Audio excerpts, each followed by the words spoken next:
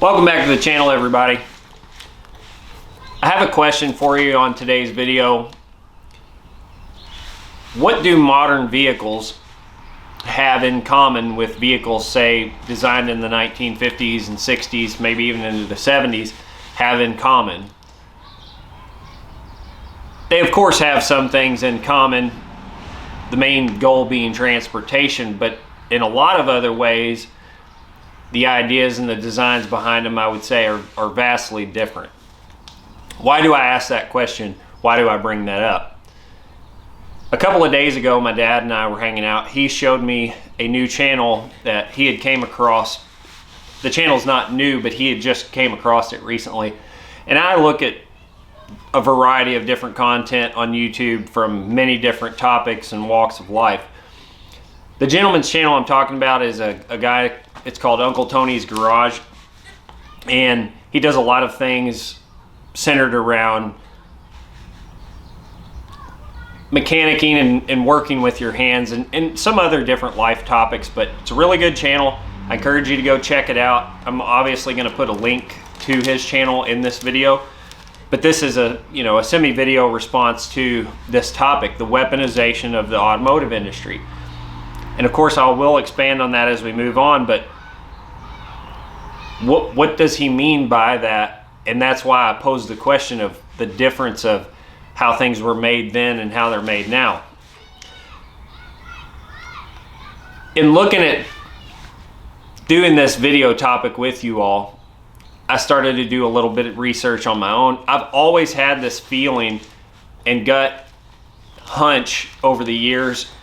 For those of you all that follow the channel, you'll know what I'm talking about. For people that don't know, half of my work background came from the technical world. I was a technician for some years on a variety of different things. I went to college for diesel mechanical work, and I stepped out of that industry about a decade ago.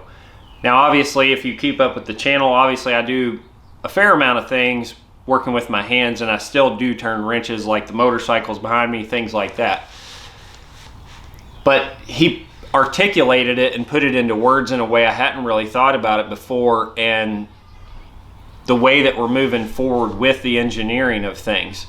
And he even referenced it in a lot of ways that appliances and other home goods and things are made and built.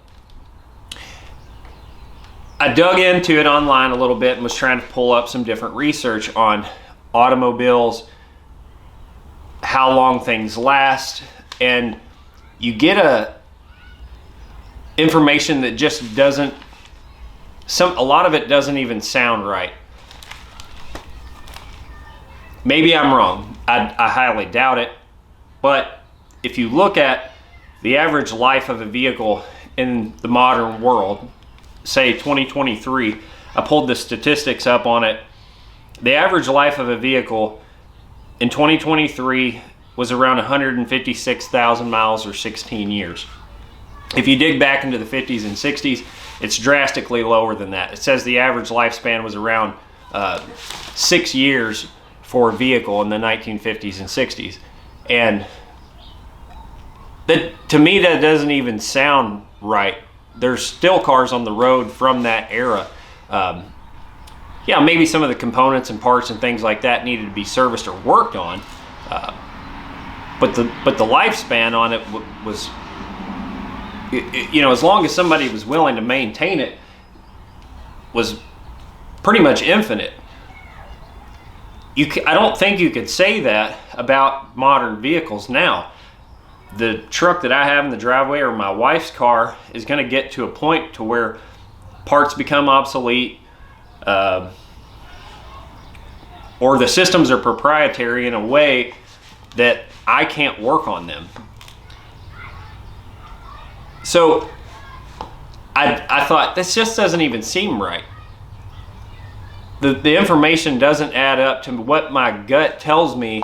And I agree with what Uncle Tony has to say about the weaponization of this industry, and specifically who it affects, which is what I'll get to in a second. But I backed up and I thought that the info doesn't doesn't back up the feeling I have coming out of that industry. So I researched on Google. I put in to the other side point that Uncle Tony was making, appliances. I said, what was the average lifespan, and this is Google's response to an appliance, a general household appliance in the 1950s. The response that I got back from Google was the average lifespan of an appliance in the 1950s was to last far longer than modern ones. 50 years was not uncommon due to the simple design, less electronics, and more emphasis on repairability. And that answered my question. You can't even approach the topic of modern vehicles without all three of those things being affected in the modern vehicle world that were not part of the automotive world in the 1950s and 60s, the same as the appliances were. Serviceability was looked at, repairability, same thing. And emphasis was placed on that for people to be able to know how to do it. It was also a simpler design, less electronics, all things that are one-to-one with our automotive world. So that kind of told me that my gut hunch was correct, and I've seen it firsthand from working with my hands. And it also kind of answers some questions about why I stepped away from what I was doing when I was working with my hands. Uncle Tony kind of goes into expanding on, and this is what I referenced a second ago, and I had never had this thought before, that there's three tiers of transportation for common folk. You have your first tier, second tier, and third tier transportation. The first tier being one we're all aware of, and that's the dealer.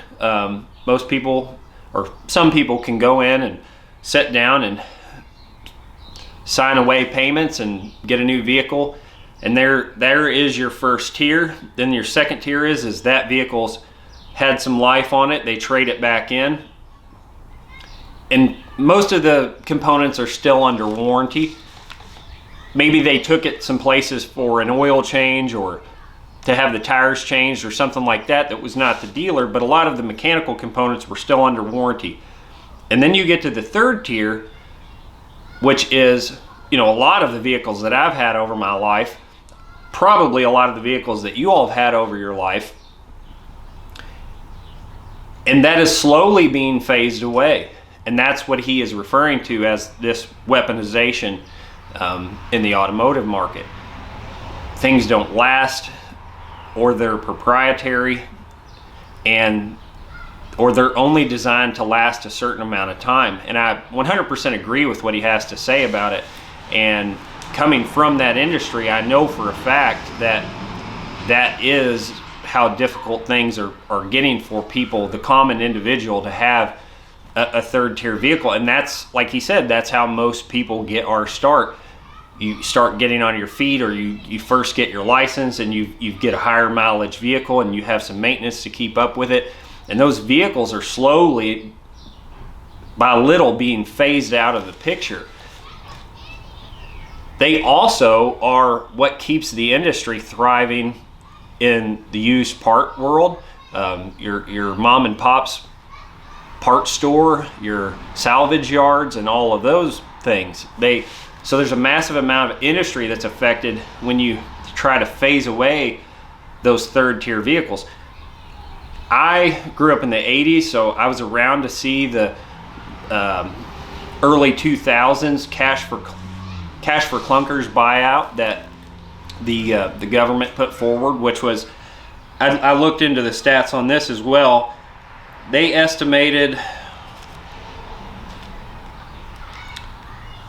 that almost 700,000 vehicles were bought during the cash for clunkers buyback program that our government offered to get what they quoted was gas guzzling vehicles off of the road.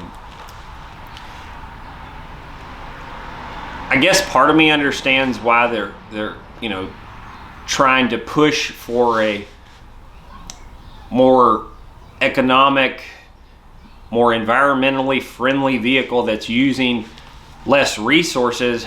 But again, you start diving down that thought process, just like Uncle Tony references in the video, and it doesn't get long before you go, well, that doesn't make a lot of sense either.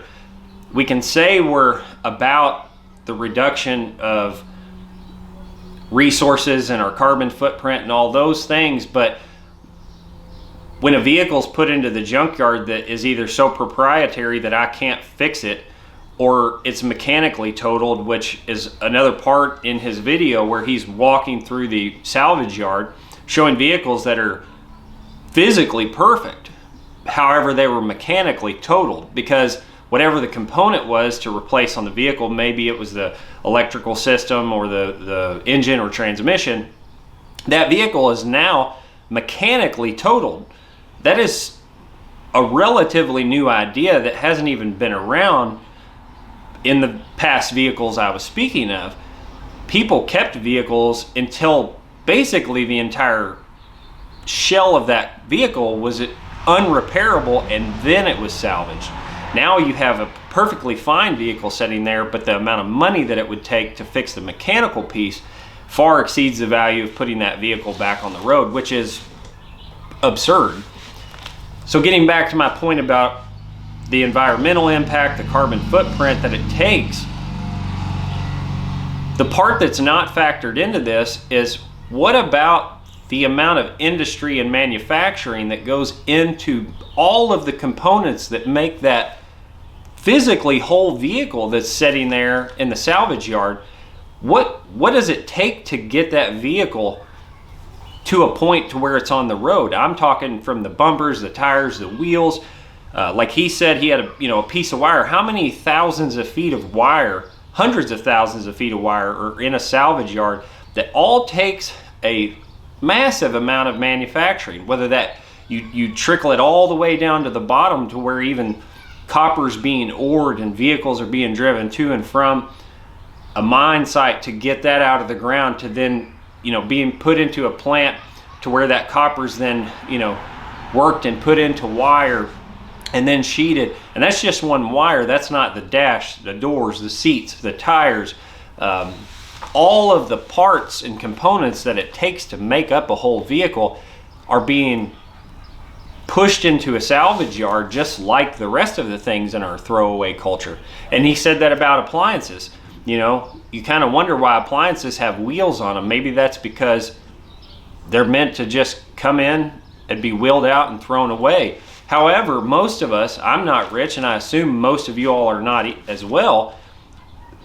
How can we afford, when an appliance used to last 50 years or more, and now a new appliance, we all know, I've had many appliances that I've went through in the 14 years I've been married with my wife, or 15 years I've owned a home. It's insane how short-lived most of our things are. They go to a landfill, you buy another one, you buy another one, you buy another one. And it's just sad. I wanted to respond to this because it resonated with me, and he has an idea about it, and I'm going to expand on that as well. I don't want to drag the video out too long. I was going to expand a little bit on my background as a technician for those of you who don't know. Like I said, I worked about 10 years, a little bit more in the industry. I had a 2-year degree that I went to Indianapolis and came out with a diesel technician's degree. I worked at a small mom and pop's truck shop for about a year. I then went to a Caterpillar dealership where I worked for about 5 years. I was an engine rebuild specialist. I did that, and then I had an opportunity to step away, which ended up not being a very good opportunity, at another trucking facility. I left there and went to work for a Ford dealership where I wrote service, and that was my first experience into the management end, I guess, if you will. And I saw a lot of what we're talking about firsthand. To maybe shed a little light on that, I had a technician. We had a specific issue with Ford Festivas. The Festivas had a safety restraint code that was causing an issue on, it was a fair amount of the vehicles. We didn't have a fix for it, so Ford would typically, whenever you didn't have a fix for it, they would put out a technical service bulletin that they were looking into it. Our most senior technician was a 30+ year Ford Master certified technician. You know, I mean, we're talking about people that should know and definitely have the ability to know how to repair something. Long story short, I went back to his bay one day. I said, "What are you working on?" He had a Festiva in the bay. He said, "You know the restraint issue we were having?" I said, "Yeah." He goes, "Well, Ford finally figured out what the fix was." So they had an occupancy sensor on either the passenger or driver's seat that was creating a light or code issue in, you know, the vehicle. And the fix was to cut into the wiring harness on the vehicle, open up the wiring harness in the engine compartment, find the wire that was controlling that particular device, and add about 8 feet of wire to the harness. And what that was doing was it was upping the resistance or the ohms that were in the circuitry to then make that component work correctly, because it was lacking ohms or resistance in the circuit. Who could have ever figured that out besides a team of engineers that Ford put together to fix this problem? And that was just one example of many things like it, and that's why I say proprietary design and other things. I've seen it firsthand. You can't fix that at home. Maybe if that vehicle were to get to a point where it caused a bigger issue and you have the vehicle and it's far out of warranty, could that not mechanically total a vehicle if you had massive operating system issues and you're trying to pay a shop hundreds of dollars per hour or, you know, thereabout to troubleshoot an issue that it took a team of engineers to figure out? So again, I've had experience around some of this stuff, but to get back to my timeline on my technician journey, I then left the Ford dealership, worked for a short time for a Chevrolet dealership, doing some assistant managing in a body shop. I then went back to Caterpillar, where I finished out my mechanical career. I worked for about a year and a half back in the same shop I had left, working on engines again. At that point, it was around the 08, 09 era, I believe. Maybe a little bit later, my timeline's fuzzy. And you'll recall, if you're old enough to remember, there was the war on coal. So pretty much every coal-fired power plant got put on a conversion process to natural gas. It was during Obama's presidency, and they were really kind of scrutinizing the use of coal for energy and other resources. And the shop I worked in we basically rebuilt engines for coal equipment and coal equipment only. So just the coal equipment slowdown had massive effects throughout the country that I also saw firsthand just through our small world at a Caterpillar dealership. So they offered people the ability to go into another department at that particular job. I ended up going into running field service, where I was a field service supervisor, and I did that for a little over a year before I completely decided to step away from turning wrenches. And for a lot of these reasons that we're discussing, people said, "Why did you leave? You have a degree, you have a career in technical world."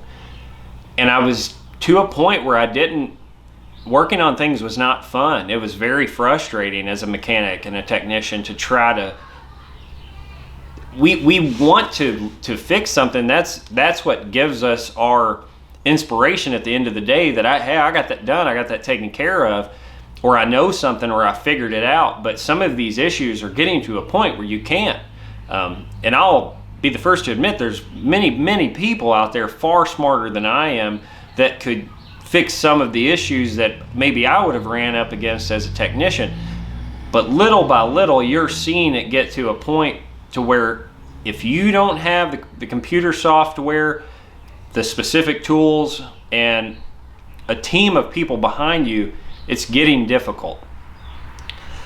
So I won't drag that part of the story out, but I just wanted to give a little bit of background as to why I stepped out of turning wrenches and technicianing, or being a technician, but I think it's relevant in this discussion point, and it really resonated with me hearing Uncle Tony talk about it. So that's the basic rundown of today's video that I want us to think about. His challenge was to go over to his channel. I'll include a link to it. Share his video. His idea was for what he calls the Freedom Mobile. He says that we've not had this ability, and by this ability I mean you in front of me, and I'm giving you my opinion from my little garage. I'm a nowhere, nobody, but we can communicate on a large scale that has never been this way before. In the past, if someone disagreed, and I think there's a lot of people that agree with everything I'm saying and everything he's saying, there was a lot of people that know this is true. If we could have a loud enough voice and talk about this topic and share videos that are bringing up these topics, and it's not just automobiles, but everybody feels the pressure of things getting to an unaffordable point, or you can't fix, or the information itself is proprietary. The motorcycle sitting behind me, if you all kept up with the channel, I have a manual that tells me everything about how to work on it, and it was still difficult enough for me, but I would be hard pressed to say that most of these things don't even have that type of information around anymore. So his idea was manufacturers need to get back to what this topic was that I told you about, how the ideas were in the 1950s. Repairability was planned in mind, not for the dealer. Universal repairability. If you chose to work on it yourself, you could do that. You can't do that anymore. My wife's car sitting in the other side of the garage, I ended up, it was almost to this point of what he talked about, which was a mechanical total. The car's maybe 7 years old, 8 years old. It had under 100,000 miles on it when this happened. The transmission went out in her vehicle. It's so proprietary that I don't have the computer. I can't even check the oil level in that transmission. So I wasn't even going to attempt to try to change it. I took it to a local repair shop that had the tools. They changed it, and it cost me $5,000, and I don't even know that the value on the vehicle at that point was 10. That's half the value of the vehicle. Not much more, and it would have been mechanically totaled. How can we proceed? People can't get by with that. And that third tier vehicle being eliminated affects everybody. If enough people talk about this type of thing, we could make a change that we've never been able to have before, other than writing a letter to a congressman. So he was saying that if we could get manufacturers and other people to hear people talking about this, to get to a point where maybe they had the idea with serviceability back in mind again, it would make a massive change in, something like he said, the Freedom Mobile. There used to be a Chevy Corvair, I think was the vehicle you referenced, where it was interchangeable amongst many different models, and the vehicle could be made into a car, into a truck, into a station wagon, and many other things. And he said, and these newer vehicles need to have mechanical freezes held on them, that they need to keep that mechanically sound. Maybe not visually, the body can change and the tires and the wheels and all that stuff, but mechanically that vehicle should stay the same for a certain period of time. He said 10 years. And that would make a massive difference, and information that we can get to be able to work on these things, because it's starting to affect everybody. Now that I'm in construction, a place that I've worked not far from my home here is littered with new commercial buildings. They're being built every day, dozens of these buildings, commercial box warehouses. And during the COVID time, there were thousands of parked Ford vehicles all around this area, the Louisville metropolitan, all the way up to where I'm talking, thousands of vehicles parked, essentially not totaled, but you get the gist of it. They could have been. They would not drive or work without a chip that we were waiting on from China. That's insane. People didn't have transportation, and Ford couldn't sell those vehicles because they didn't work without a specific chip.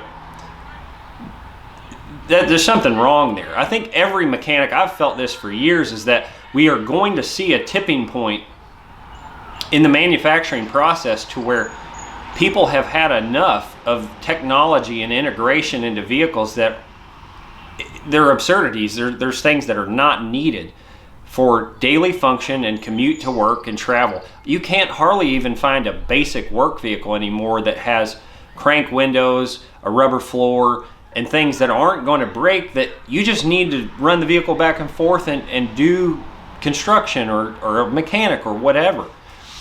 And these are becoming less and less common. So again, I won't drag the video out. I do highly encourage you to go over and check out Uncle Tony's Garage. It's a fantastic channel. The guy's very well spoken, much more properly spoken than I am. I try to articulate these ideas and concepts and things I'm working on to you all as best I can, but I definitely do not claim to be the world's best speaker. I hear myself on camera and I just have to put the video up because I know I'm going to dislike how it is that I articulate what I need to say. But we appreciate you hanging out with us on this video. If you got something out of it, please share it, you know, talk about it, and maybe at some point they will make a change on some of these things. But we appreciate you being here. As always, take care and have a good day.